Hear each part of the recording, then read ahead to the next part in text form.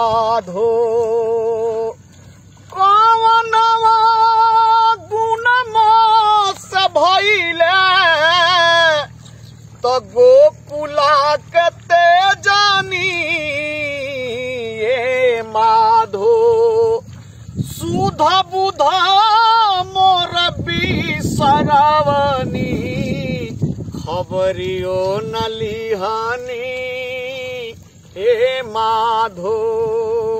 सुध बुध मोर बिसरवनी खबरियो नलिहानी हे माधो होइती में जल के मछरिया तो जल बीच रहीती ए माधो होइती में जल के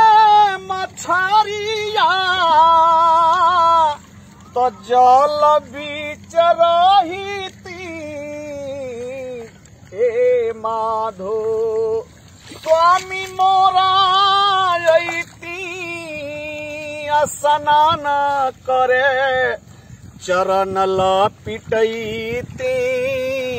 ए माधो स्वामी मोरा स्नान करे चरण लपिटैती ए माधो कि होइती में बन के कोइलिया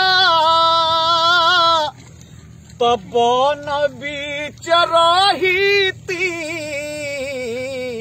ए माधो होइती में बन के कोइलिया तब बन बीच रहीती ए माधो स्वामी मोरा ऐती शिकार खेले स्वामी मोरा ऐती शिकार खेले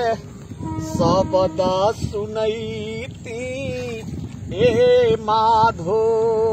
स्वामी मोरा ऐती शिकार खेले शब्द सुनैती ए माधो काठवा के नैया बनावाली कठिन बोझवैया ए माधो काठवा के नैया बनावला कठिन पत्थर बोझवैया ए माधो आर नैया चढ़ा के गुण कटल मझधरवे में छोड़ल ए माधो आर नैया चढ़ा के गुण कटल मझधरवे में छोड़ला ए माधो कवनवा गुणमा से भइले त गोकुला कते जानी ए माधो सुध बुध मोर बिसरवनी खबरियो नलिहानी ए माधो सुध बुध मोरा बिसरवनी खबरियो नलिहानी ए माधो।